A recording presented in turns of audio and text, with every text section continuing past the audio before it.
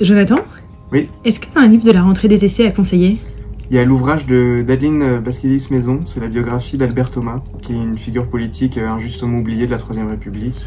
C'est une plongée passionnante dans ce siècle, dans la Première Guerre mondiale, et c'est aussi une belle introduction au réformisme social qu'il a inventé.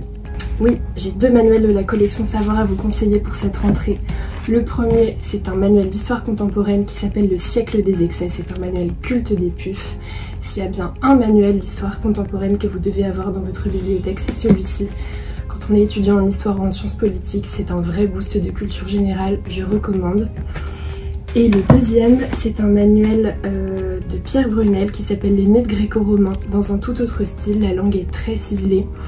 Et qu'on soit familier ou non avec cette cosmogonie, c'est un manuel très agréable à lire qui se lit aussi facilement qu'un recueil de contes. À avoir aussi dans ses bibliothèques. Alors j'ai un essai par la jeune philosophe Claire Laroque qui s'intitule La philosophie du déchet.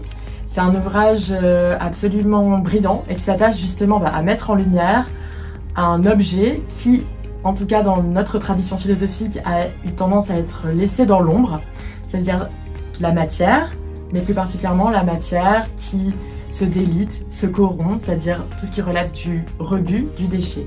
Elle va montrer que ce sont des traces au contraire très signifiantes, qui disent quelque chose de notre rapport au monde, et c'est un très bon point d'entrée en tout cas pour essayer de repenser notre rapport au monde et notre rapport au vivant.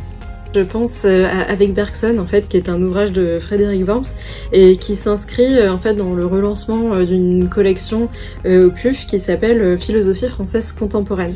Et donc plus spécifiquement, cet ouvrage il propose une espèce d'itinéraire dans la pensée de Bergson et même selon les termes de Frédéric Worms, ça témoigne d'un véritable retour à Bergson.